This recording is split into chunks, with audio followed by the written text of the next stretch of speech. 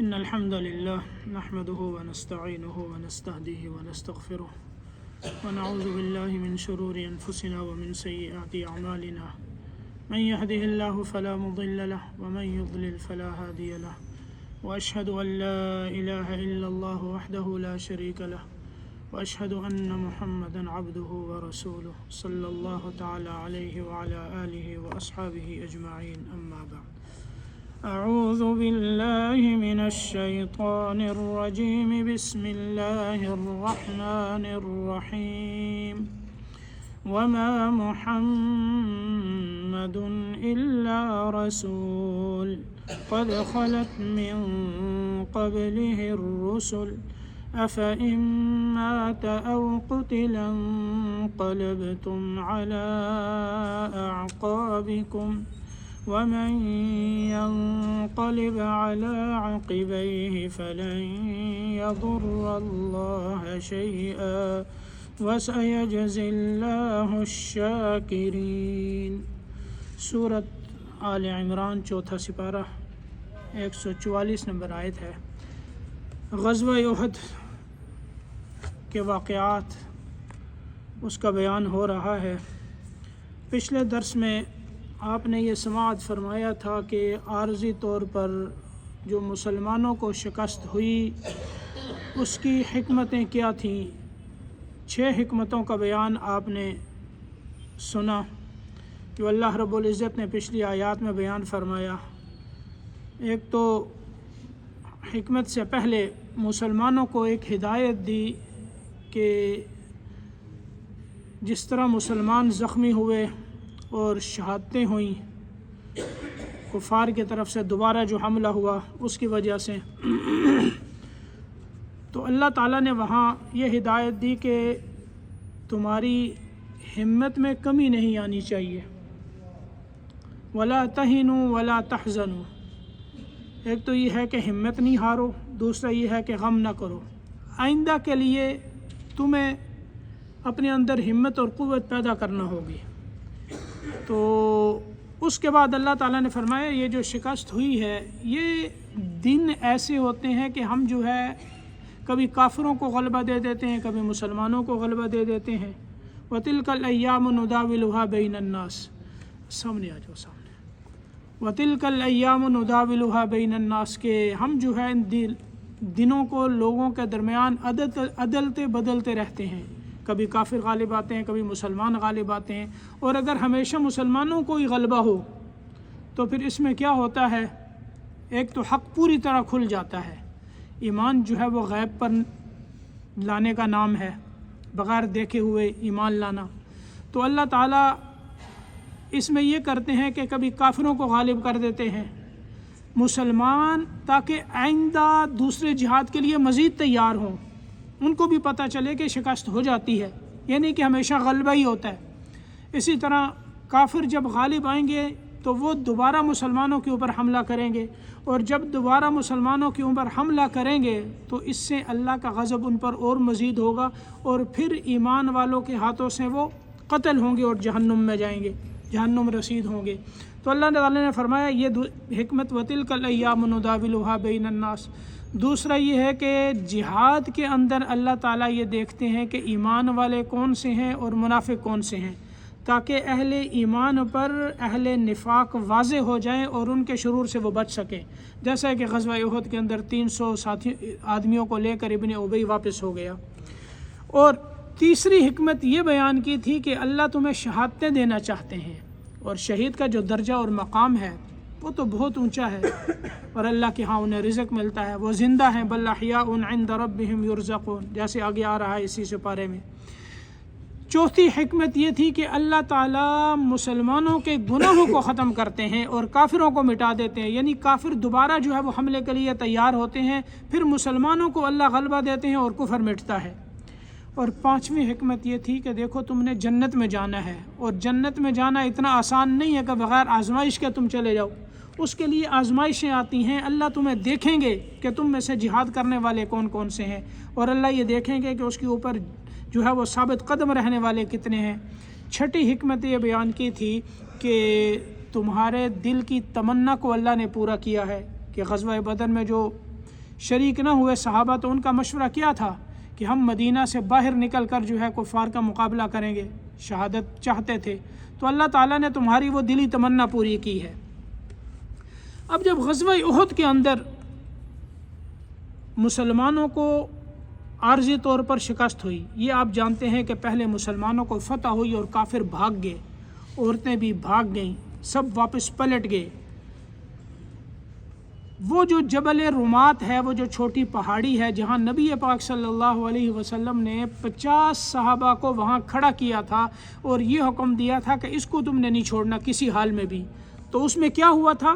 40 آدمیوں نے وہ چھوڑ دی تھی۔ جب انہوں نے دیکھا کہ اب فتح ہو گئی، یہ کافر بھاگ گئے ہیں، نظر آ گیا کہ وہ تو چلے گئے، واپس ہو گئے ہیں، اب ظاہر ہے فتح ہو گئی، مسلمان فاتح بن گئے، اور ان کا جو سامان ہوتا ہے مال غنیمت، اس کو لینے کے لیے وہ صحابہ نکلے۔ حضرت عبداللہ بن جبیر رضی اللہ تعالی عنہ نے انہیں منع کیا کہ بھائی اللہ کے نبی صلی اللہ علیہ وسلم کا حکم ہے کہ اس جگہ کو نہیں چھوڑنا۔ انہوں نے کہا یہ تو اس وقت تھا کہ جب جنگ جاری تھی، اب تو جنگ ختم ہو گئی، اب ہم فاتح بن گئے ہیں۔ تو وہ نیچے اترے اس پہاڑی کو چھوڑ کر، تو خالد بن ولید اس وقت کافروں کے ساتھ تھے، وہ اپنا دستہ لے کر جب انہوں نے دیکھا یہ پہاڑی خالی ہے تو پیچھے سے آ کر اس پر جو ہے انہوں نے قبضہ کیا، اور وہ جو 10 صحابہ موجود تھے وہ بھی شہید ہوئے۔ پھر صحابہ اکرام کی لاشیں گری اور شہادتیں ہوئیں، جس کی وجہ سے مسلمانوں کے جو ہے وہ ان کے قدم جو ہے وہ پھسل گئے۔ اور اسی اثناء کے اندر ابن قمیہ ایک کافر تھا جس نے پتھر مارا تھا نبی پاک صلی اللہ علیہ وسلم کو زور سے، آپ صلی اللہ علیہ وسلم کا جبڑا مبارک جو ہے یہ پھٹا اور پھر دندان مبارک شہید ہوئے، آپ نیچے گرے۔ مصعب بن عمیر رضی اللہ تعالی عنہ آگے نکلے تو حضرت مصعب بن عمیر رضی اللہ تعالی عنہ شہید ہوئے، تو اس نے یہ کہا کہ میں نے محمد کو قتل کر دیا ہے صلی اللہ علیہ وسلم۔ تو اس وقت ابلیس آیا، شیطان، اس نے ایک زوردار آواز لگائی کہ محمد شہید ہو گئے، محمد قتل ہو گئے۔ صحابہ نے جب یہ آواز سنی تو اس وقت صحابہ اپنے ہوش و حواس کھو بیٹھے۔ اس جو آیت جو میں نے پڑھی ہے، اب اس کے اندر آگے انہی صحابہ اکرام کے اسی واقعے کا ذکر ہے کہ آپ صلی اللہ علیہ وسلم کے جب شہادت کی خبر ہوئی، پھر صحابہ پر کیسی کیفیت آئی، اور یہ کیفیت کا آنا یہ صحابہ کے لیے یعنی وہی سمجھتے تھے کہ یہ کیفیات ان کے اوپر کس طرح سے آئیں، کیونکہ ان کا جو تعلق تھا نبی پاک صلی اللہ علیہ وسلم کے ساتھ، یا ان کو جو محبت تھی نبی پاک صلی اللہ علیہ وسلم کے ساتھ، اس کا اندازہ لگانا عام آدمی کے لیے بہت مشکل ہے۔ اب ایک انسان ہو، وہ اچھی حالت میں ہو، اور اچانک اس کو یہ خبر مل جائے کہ میری والدہ فوت ہو گئی یا میرے والد فوت ہو گئی، اس وقت وہ کیا کرے گا؟ اس کی کیا کیفیت ہوگی؟ وہ ایک دم بجھ جاتا ہے، ڈھیلا ہو جاتا ہے، پریشان ہو جاتا ہے۔ یہاں تو دونوں جہانوں کے سردار نبی پاک صلی اللہ علیہ وسلم ہیں، اور صحابہ کی جو محبت اور عشق اپنے نبی صلی اللہ علیہ وسلم کے ساتھ تھا، اس کی مثالیں ملنا مشکل ہیں، کیونکہ اب اللہ رب العزت نے اپنے نبی صلی اللہ علیہ وسلم کے لیے جن لوگوں کو صحبت کے لیے پسند کیا وہ معمولی لوگ نہ تھے۔ انبیاء کے بعد اس دھرتی کے اندر سب سے افضل وہ لوگ تھے، انبیاء کے بعد ان کا مقام تھا۔ ایسے لوگ نہ کبھی پہلے کسی نبی کو ملے، اور نہ صحابہ کے بعد ایسے لوگ قیامت تک آئیں گے۔ یہ اللہ کی طرف سے انتخاب تھا ان لوگوں کا جن کو اللہ تعالیٰ نے اپنے نبی صلی اللہ علیہ وسلم کی صحبت کے لیے منتخب کیا۔ ویسے تو نہیں، حضرت زید رضی اللہ تعالی عنہ فتح مکہ سے پہلے ان کو جب پھانسی پر چڑھا دیا گیا تختے پر، تو ابو سفیان آیا، اس وقت کفر کی حالت میں تھے ابو سفیان، یہ تو فتح مکہ کے وقت اسلام لے کے آئے۔ تو اس وقت ابو سفیان نے کہا اے زید، کیا تم یہ پسند کرتے ہو کہ تم اپنے آزاد ہو جاؤ اور اپنے بیوی بچوں کے پاس اپنے گھر میں جا کر بیٹھ جاؤ اور تمہاری جگہ محمد ہوں؟ حضرت زید رضی اللہ تعالیٰ عنہ نے فرمایا اللہ کی قسم میں تو اس چیز کو بھی برداشت نہیں کرتا کہ میں اپنے گھر میں ہوں اور میرے نبی کو کانٹا چبھ جائے، مجھے تو یہ برداشت نہیں۔ تو یہ جو ہے کیفیات، یہ عشق، یہ محبت صحابہ کے اندر تھی۔ ایک حکم ملا، جیسے ملا اسی طرح اس کو پورا کیا ہے۔ وہ یہ نہیں دیکھتے کہ حکم آیا ہے اب اس کے بعد اور کس کو ہم نے کیا کرنا ہے۔ بدر کا میدان ہے، جنگ جاری ہے، کسی کے سامنے اگر باپ کے سامنے بیٹا آتا ہے تو باپ بیٹے کو قتل کرتا ہے، بیٹا صحابی ہو اور باپ سامنے آ جائے تو وہ باپ کو قتل کرتا ہے۔ کس لیے؟ کہ آپ صلی اللہ علیہ وسلم کی یہ محبت تھی اور یہ ایمان تھا، یہ جذبہ تھا۔ اور جب ابن ابی کا نفاق جو ہے یہ کھلا تو اس وقت ان کے جو بیٹے تھے ان کا نام بھی عبداللہ تھا، وہ پکے سچے صحابی تھے، اور انہوں نے یہ عرض کیا کہ یا رسول اللہ آپ مجھے اجازت دیں میں اپنے باپ کی گردن خود اتارتا ہوں. آپ صلی اللہ علیہ وسلم نے منع فرما دیا. تو صحابہ کا جو عشق ہے اس کی مثال نہیں ملتی. اب صحابہ کرام رضوان اللہ تعالی علیہم اجمعین نے جب نبی پاک صلی اللہ علیہ وسلم کی شہادت کی خبر سنی تو ان کی کیفیت، ایک تو پہلے شکست ہو رہی ہے فتح کے بعد، صحابہ کی لاشیں گری ہیں، شہادتیں ہو رہی ہیں، 70 صحابہ شہید ہوئے، اور ادھر نبی پاک صلی اللہ علیہ وسلم کی شہادت کی خبر آ گئی تو صحابہ کے اندر جو قوت یا جان باقی تھی وہ اس سے بھی ہاتھ دھو بیٹھے، بالکل ایسے لاچار ہو گئے. پھر ان کو یہ پتہ نہیں چلا کہ تلوار کس پہ چل رہی ہے. اور پھر صحابہ کی مزید شہادتیں ہوئیں، اور اس وقت آپ صلی اللہ علیہ وسلم حیات تھے. لیکن اللہ تعالیٰ نے دیکھیں صحابہ اکرام کو اللہ نے آنے والوں کے لیے بڑا یعنی ایک عملی نمونہ بنانا تھا، اور ان کی اس لغزش کو جو انہوں نے پہاڑی کو چھوڑ دیا تھا، جو تعمیل حکم نہیں ہوا تھا، اس پر اللہ کی طرف سے اتنی سخت وعید یا تنبیہ ہوئی. ایسی تنبیہ اسلام کے چھوڑ جانے پر ہوتی ہے. تو یہ صحابہ اکرام کو اتنی تنبیہ کیوں ہوئی؟ اس لیے کہ صحابہ کا مقام اور اللہ کے ساتھ ان کا جو تعلق اور جو قرب تھا وہ بہت زیادہ تھا، اور جس کا جو کسی کے جتنے زیادہ قریب ہوتا ہے اس کی ادنا سی لغزش بھی بڑی بھاری ہوتی ہے، اس پر بھی تنبیہ ہوتی ہے، اس کو بھی بڑا سمجھا جاتا ہے. ایک آدمی بہت مقرب ہے، بڑی محبت والا، آپ سے بڑا پیار کرتا ہے، وہ چھوٹی غلطی کرے گا تو آپ اس کو برداشت نہیں کریں گے کہ اس نے یہ کیوں کیا، اور جو دوسرا دور والا ہے وہ بڑی بھی کر جائے تو اس کو آدمی چھوڑ دیتا ہے، جانے دو. تو اللہ تعالیٰ یہ ان کا قرب تھا اللہ تعالیٰ کے ساتھ، اور اللہ تعالیٰ نے ان کو عملی نمونہ بنانا ہے آنے والوں کے لیے. ظاہر ہے ہم نے صحابہ کو دیکھنا ہے. پھر یہاں جب نبی پاک صلی اللہ علیہ وسلم کی شہادت کی خبر ہوئی، مشہور ہوئی، تو اس میں اللہ تعالیٰ یہ دکھانا چاہتے تھے کہ صحابہ اکرام ظاہر ہے اس دنیا کو چھوڑنا تو ہے، جتنے نبی آئے وہ بھی چلے گئے، آپ صلی اللہ علیہ وسلم تشریف لائے، آپ بھی اس دنیا سے تشریف لے گئے، جانا تو تھا ایک وقت. لیکن یہ خبر جو مشہور کی گئی اس میں بھی اللہ کی طرف سے ایک حکمت تھی کہ صحابہ کرام کی جو حالت آپ کی وفات کے بعد ہونے والی تھی، اللہ تعالیٰ نے آپ صلی اللہ علیہ وسلم کی حیات طیبہ میں بھی وہ دکھا دی کہ اگر ان سے کوئی لغزش بھی ہو جائے تو آپ صلی اللہ علیہ وسلم ان کی اصلاح فرما دیں. اور یہی وجہ ہوئی کہ جب آپ صلی اللہ علیہ وسلم اس دنیا سے تشریف لے گئے، صحابہ کرام کی ہوش و حواس اس وقت ختم ہو گئے تھے. کوئی ایسا تھا جیسا کہ وہ بہرا ہے، کوئی سنتا ہی نہیں. کوئی ایسا تھا جیسا کہ وہ گونگا ہو گیا، کچھ بول ہی نہیں سکتا. حضرت عمر رضی اللہ تعالی عنہ جیسے جلیل القدر صحابی، وہ تلوار لے کر کھڑے ہو گئے. انہوں نے کہا کہ اگر کسی نے یہ کہا کہ محمد صلی اللہ علیہ وسلم کا انتقال ہو گیا تو میں اس کی گردن اڑا دوں گا. حالانکہ یہ کوئی معمولی چیز تھی.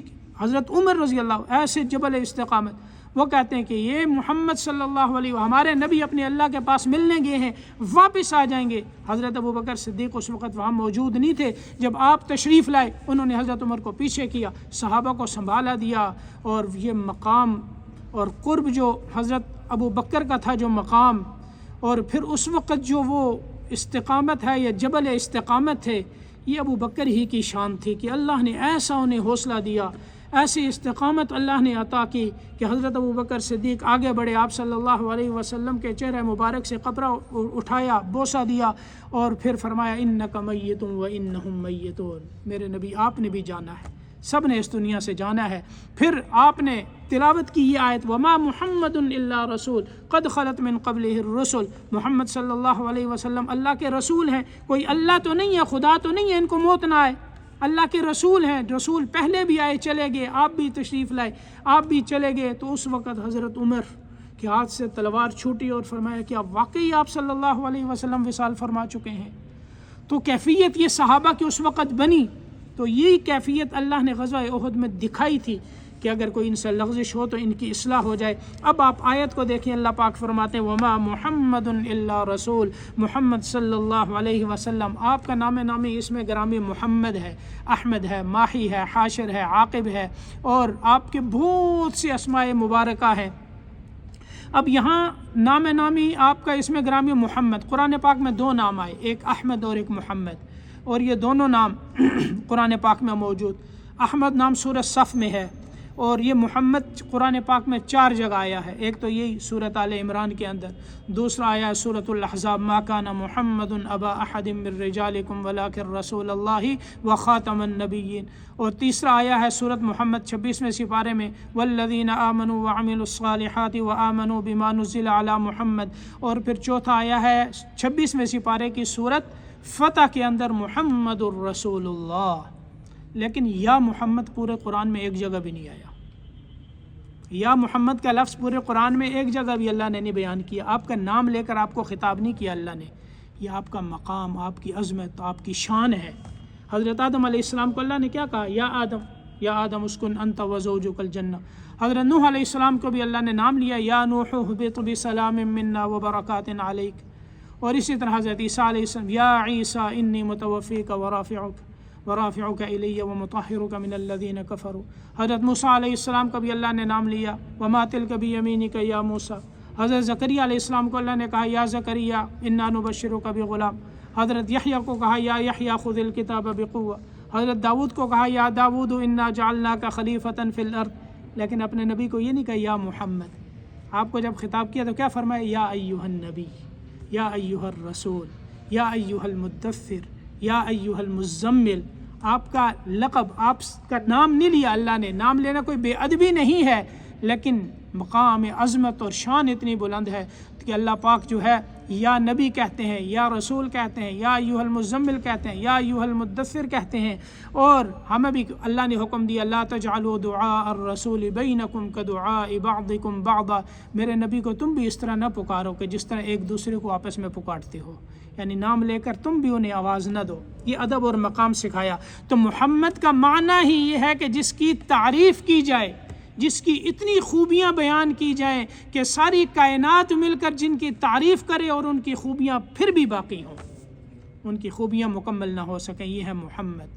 احمد جو اللہ کی سب سے زیادہ تعریف کرنے والے ہوں، آپ نے اللہ کی سب سے زیادہ تعریف کی، آپ احمد بھی ہیں۔ آپ کی اتنی زیادہ تعریف کی گئی خود قرآن میں، اللہ نے آپ کی تعریف کی، یہ امت آپ کی تعریف کر رہی ہے۔ جتنے لکھنے والوں نے لکھا، بولنے والوں نے بولا، اور قیامت تک جو لکھتے رہیں گے، بولتے رہیں گے، آپ کے کمالات پھر بھی ختم نہیں ہوں گے، آپ کے کمالات پھر بھی باقی رہیں گے۔ لکھنے والوں کے قلم ٹوٹ سکتے ہیں، آپ کے کمالات ختم نہیں ہو سکتے۔ اس لیے آپ کا نام نامی اسم گرامی محمد ہے صلی اللہ علیہ وسلم، اور یہ امت حمادین، اللہ کی تعریف کرنے والی۔ اسی لیے ہر جگہ پر ہمیں اللہ کی تعریف سکھائی گئی، سفر سے آتے ہوئے اللہ کی تعریف، اسی طرح نماز میں اللہ کی تعریف، گھر میں داخل ہوتے ہوئے اللہ کی تعریف، سواری پر اللہ کی تعریف، بازار میں جاتے ہو اللہ کی تعریف، ہر جگہ پر، نماز میں، خطبے میں، ہر جگہ اللہ کی تعریف ہے۔ اور قیامت کے دن بھی اللہ کی سب سے زیادہ جو تعریف کریں گے وہ ہمارے نبی صلی اللہ علیہ وسلم ہوں گے۔ آپ احمد بن کر سجدہ کریں گے، محمد بن کر سر اٹھائیں گے، اللہ پھر آپ کی تعریف فرمائیں گے کہ اے میرے محمد اب سر اٹھائیے۔ اور آپ نے فرمایا کہ جو میں تعریف کروں گا جب شفاعت کبریٰ ہوگی، حساب ہی شروع نہیں ہوگا، سارے پریشان ہو جائیں گے کھڑے ہوئے، آدم سے لے کر عیسیٰ روح اللہ تک آئیں گے، کوئی آگے نہیں بڑھے گا۔ حضرت عیسیٰ آپ صلی اللہ علیہ وسلم کے پاس لے کے آئیں گے، آپ اجازت مانگیں گے، سجدہ فرمائیں گے، اللہ کی تعریف کریں گے، اور ایک لمبا سجدہ ہوگا۔ اور آپ نے فرمایا کہ جو تعریف اس وقت میں اپنے اللہ کی کروں گا وہ اللہ اسی وقت القاء فرمائیں گے، ان الفاظ کے ساتھ میں اللہ کی تعریف کروں گا۔ پھر اللہ کی طرف سے حکم ہوگا کہ محمد اپنا سر اٹھائیے، آپ سوال کیجئے، آپ کو دیا جائے گا، شفاعت کیجئے، آپ کی شفاعت جو ہے وہ قبول کی جائے گی، آپ فرمائیے، آپ کی بات کو سنا جائے گا، اس وقت آپ شفاعت فرمائیں گے کہ حساب شروع ہو۔ یہ ہوگی شفاعت کبریٰ جس میں کافر بھی شامل ہوں گے۔ تو شفاعت کرنے تو اللہ ہمیں نبی پاک صلی اللہ علیہ وسلم کی شفاعت نصیب فرمائے۔ پھر اس کے بعد شفاعت بہت زیادہ ہوتی جائے گی۔ تو اللہ نے فرمایا وما محمد الا رسول، محمد صلی اللہ علیہ وسلم اللہ کے رسول ہی تو ہیں، قد خلت من قبلہ الرسل۔ یہاں عیسائیوں کا جو عقیدہ تھا اس کو بھی باطل کیا کہ دیکھیں کون ہے جس کو اپنے نبی صلی اللہ علیہ وسلم سے محبت نہ ہو، حتیٰ کہ وہ مومن ہی نہیں ہو سکتا جس کے اندر محبت کی ادنا سی کمی آ جائے۔ لا یؤمن احدکم हत्ता अकून अहब्ब इलैहि मिन वालिदिही व वलदिही वन्नासी अजमाइन। तुम में से कोई शख्स मोमिन नहीं हो सकता जब तक कि मैं उसको उसकी वालिदैन से, उसकी औलाद से और तमाम लोगों से ज़्यादा महबूब न हो जाऊँ। और मोहब्बत ये तो है ही, अब मोहब्बत के अंदर अदना सी कमी आ गई तो इंसान का ईमान ख़तरे में पड़ गया। अब यहाँ ये समझाया कि देखो मोहम्मद सल्लल्लाहु अलैहि वसल्लम अल्लाह के रसूल है।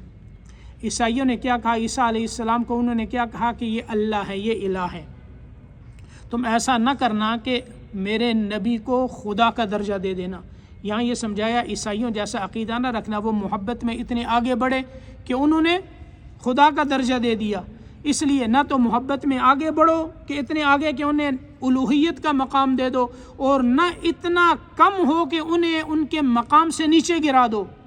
हाँ, आपका मकाम अल्लाह रब्बुल इज़्ज़त के बाद सबसे आला है, सबसे अफजल ज़ात अल्लाह है, वो खालिक है, और मखलूक में सबसे आला वो हमारे नबी सल्लल्लाहु अलैहि वसल्लम है।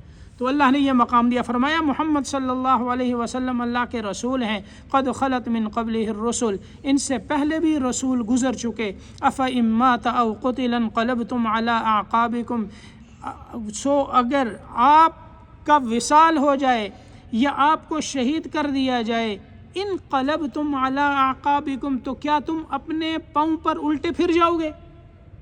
वमन यनक़लिब अला अक़बैहि फ़लन यज़ुर्रल्लाह, यानी वापस कुफ़र की तरफ चले जाओगे। उल्टे फिर जाना यानी वापस कुफ़र में चले जाओगे।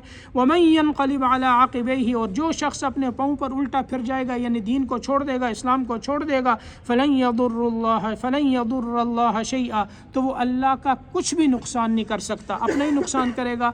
क्योंकि जब मुसलमानों के अंदर ये ख़बर फैली, ये कहते हैं कि शैतान ने ये आवाज़ लगाई थी कि मोहम्मद इब्न कुमैया ने कहा था मैंने कत्ल कर दिया, और शैतान ने ये कहा था कि शहीद हो गए, उसने सबको जो है ना ये सुनाया था आवाज़ लगाकर। तो उस वक़्त जो मुनाफिकीन थी उनको भाना मिल गया। उन्होंने मुसलमानों को सहाबा इकराम को क्या कहा कि जब मोहम्मद सल्लल्लाहु अलैहि वसल्लम ही नहीं रहे तो फिर इस दीन में रहने का क्या फ़ायदा है, अब वापस अपने दीन में आ जाओ, जो दीन जिस दीन में तुम पहले थे उसी दीन में आ जाओ। तो अल्लाह ने फरमाया अफ़ इम्मात औ क़ुतिल इंक़लबतुम अला अअक़ाबिकुम, अगर आप सल्लल्लाहु अलैहि वसल्लम का विसाल हो जाए या आप शहीद कर दिए जाएँ तो क्या तुम वापस अपने पाँव पर उल्टे फिर जाओगे, कुफ़र में चले जाओगे। वमन यनक़लिब अला अक़बैहि, जो अपने पाँव पर उल्टा फिरेगा, फ़लन यज़ुर्रल्लाह शैआ, वो अल्लाह का कोई नुकसान नहीं कर सकता। वसयजज़िल्लाहु शाकिरीन, और अल्लाह शुक्र गुज़ारों को जो है वो बदला देंगे, यानी आखिरत में अल्लाह बहुत ऊँचा मकाम देंगे, बदला देंगे। वमा कान लिनफ़्सिन अन तमूत इल्ला बिइज़्निल्लाह, फिर यहाँ देखिए हर नफ्स ने मरना है, हर इंसान को मौत आएगी, हर इंसान ने इस दुनिया से जाना है, और जब तक अल्लाह का हुक्म न हो उस वक़्त तक मौत नहीं आती। यानी जब मौत का वक्त आएगा तो इंसान उससे आगे होगा, कोई भी आगे नहीं जा सकता। वलन युअख़्ख़िरुल्लाहु नफ़्सन इज़ा जाअ अजलुहा, अपनी अजल से अपने वक्त से आगे कोई नहीं जाता। तो अल्लाह ताला फरमाते हैं वमा कान लिनफ़्सिन अन तमूत इल्ला बिइज़्निल्लाहि किताबम मुअज्जला, किसी के लिए ये मुमकिन नहीं कि उसको मौत आ जाए अल्लाह के हुक्म के बग़ैर, किताबम मुअज्जला, और वो वक्त मुअय्यन जो है वो लिखा हुआ है किस वक़्त इंसान को मौत आएगी। वो मौत से चाहे जितना मर्ज़ी भागता फिरे, जहाँ मर्ज़ी छुपे, हाँ, लेकिन मौत ने जब आना है, वक्त आएगा तो मौत फ़ौरन आ जाएगी। वमन युरिद सवाब दुनिया नुअतिही मिन्हा, और जो शख्स दुनिया को तलब करेगा, दुनिया को चाहेगा, दुनिया का सवाब लेना चाहेगा, दुनिया का सवाब हासिल करना चाहेगा, नुअतिही मिन्हा, तो हम उसका कुछ हिस्सा उसे दे देंगे। वमन युरिद सवाबल आखिरति नुअतिही मिन्हा, और जो आखिरत को चाहेगा हम उसका हिस्सा उसे देंगे। वसनजज़ि शाकिरीन, और हम शुक्र करने वालों को बदला देंगे। अब ये जो अल्लाह ने फरमाया वमन युरिद सवाब दुनिया, ये उस हालत को बयान किया जब सहाबा इकराम ने पहाड़ी को छोड़ा और माल गनीमत के लिए चले गए। अब यहाँ ये नहीं कि उनके दिल के अंदर दुनिया की तलब थी। देखें कि माल गनीमत का मसला है वो समझें, फिर आपको ये आयत समझ आएगी। माल गनीमत का मसला ये होता है कि जितना माल कुफ़ार से मिलता है उसको जमा किया जाता है, फिर उसके बाद जो है उसको तकसीम किया जाता है, और जिस मुजाहिद के जो हिस्सा होता है वो उसको मिलता है, चाहे वो उस माल के जमा करने में शामिल हो या उस माल के जमा करने में शामिल न हो। फ़अन्न लिल्लाहि खुमुसहु वलिर्रसूलि वलिज़िल क़ुरबा वल यतामा वल मसाकीन वब्निस सबील, یہ اللہ نے حصے بیان کر دی کہ حصہ تو اتنا ہی ملے گا، چاہے مال غنیمت جمع کرنے میں وہ آئیں، چاہے مال غنیمت جمع کرنے میں وہ شامل نہ ہوں، لیکن طبعی طور پر ایک دنیا کی طلبی کا خیال آ جانا یہ انسان کے جو ہے طبیعت سے باہر تو نہیں ہوتا، انسان کے مزاج سے باہر تو نہیں، انسان ہے، انسان کے اندر خیالات آتے ہیں۔ اب صحابہ اکرام رضوان اللہ تعالی علیہم اجمعین نے جب پہاڑی کو چھوڑا اور مال غنیمت جمع کرنے میں چلے گئے، اب مال غنیمت کو جمع کرنا ظاہر ہے جمع کر اس کو بیت المال میں جمع کرنا ہوتا ہے، آپ صلی اللہ علیہ وسلم کے حوالے کریں گے جمع کر یہ تو نہیں ہے کہ وہ اپنے پاس کوئی رکھ لیں گے۔ اب مال غنیمت کو جمع کرنا یہ بھی ثواب ہے، یہ کوئی گناہ نہیں، یہ بھی جہاد کا حصہ ہے۔ لیکن یہاں اللہ نے فرمایا وَمَن يُرِدْ ثَوَابَ الدُّنْيَا نُؤْتِهِ مِنْهَا، یہ جو تم چلے گئے تھے اس کو کہا کہ تم دنیا چاہتے ہو، جو دنیا کا ثواب چاہتا ہے تو ہم اس کا کچھ حصہ اسے دیں گے، جو آخرت چاہتا ہے جو نہیں گے ہم اس کا حصہ بھی اسے دیں گے۔ تو یہاں یہ فرمایا کہ تمہیں چھوڑ کر جانا نہیں چاہیے، یعنی مال غنیمت کا جتنا حصہ اب صحابہ جو گئے تھے ان کے دل میں دنیا کی طلب ہی نہیں تھی، وہ بھی اس طرح مال جمع کر رہے تھے جس طرح باقی جو ہے وہ مجاہدین جمع کرتے ہیں، اور پھر اس کو جو ہے وہ جا کے جمع کرانا ہوتا ہے، اپنا حصہ اتنا ہی ان کو پتہ ہے، شامل ہوں پھر بھی اتنا ملے گا، نہ شامل ہوں پھر بھی اتنا ملے گا۔ بات سمجھ آ گئی؟ اس لیے یہ نہیں کہ ان کے دل کے اندر دنیا کی طلب ہی تھی، لیکن ایک جو خیال آیا، اللہ نے یہاں جو ہے صحابہ کا مقام بتایا کہ ان کا جو مقام ہے وہ بہت اونچا ہے، اور ان کے اس مقام کے شایان شان یہ نہیں کہ وہ وہاں سے اتر کر جو ہے مال غنیمت جمع کرتے۔ تو اللہ نے فرمایا وَمَن يُرِدْ ثَوَابَ الدُّنْيَا نُؤْتِهِ مِنْهَا وَمَن يُرِدْ ثَوَابَ الْآخِرَةِ نُؤْتِهِ مِنْهَا وَسَنَجْزِي الشَّاكِرِينَ۔ اور آگے اللہ پاک فرماتے ہیں کہ انبیاء کرام پہلے آئے، ان کے ساتھ بھی جو ہے اللہ والے جہاد کرتے رہے۔ اب تمہیں جو احد کے اندر جو ہے ایک عارضی جو ہے شکست ہوئی، جو شہادتیں ملی، جو تکلیفیں ہوئیں، یہ پہلے بھی ہوتی رہی ہیں، لہٰذا یہ تو جنگ کا حصہ ہے، اور اللہ والے آئے، انہوں نے جو ہے وہ جہاد بھی کیا، انہیں بھی تکالیفیں آئیں، لیکن ان کے اندر تو ہمت کی کمی نہیں ہوئی۔ اس لیے تم بھی اپنی ہمت کو کم نہ کرو، اور آئندہ کے جو ارادے ہیں انہیں مضبوط رکھو، کیونکہ تمہارے ذریعے سے اللہ نے قیامت تک کے لیے دین کو محفوظ کرنا ہے، اور دین کو قیامت تک آنے والے انسان تک پہنچانا ہے۔ اس لیے صحابہ کا مقام اور مرتبہ جو ہے یہ بہت اونچا ہے، تو ان کی ادنیٰ سی لغزش بھی ہے اللہ کے ہاں جو ہے یہ بڑی سمجھی جاتی ہے، اور ان کی اصلاح کی جاتی ہے، اور صحابہ سے جو غلطی ہوتی ہے اللہ تعالیٰ اس کا ازالہ فرما کر دنیا ہی کے اندر آنے والوں کو یہ بتا دیتے ہیں کہ صحابہ اس حالت میں گئے ہیں رضی اللہ عنہم ورضوا عنہ، اللہ سب سے راضی ہے، وہ اللہ سے راضی ہیں، جنت ان کے لیے، جنت کے وعدے ان کے لیے ہو گئے، اللہ نے ان کے لیے جنت بنا دی، وہ پاک صاف ہو کر چلے گئے۔ تو ہمیں یہ سمجھا دیا گیا تم اپنے دلوں کو صحابہ کے بارے میں پاک اور صاف رکھو، ان کی محبت اپنے دلوں کے اندر پیدا کرو، اور جس طرح صحابہ نے دین پہنچایا اسی طرح اس دین کو لے کر آگے چلو۔ اللہ عمل کی توفیق نصیب فرمائے۔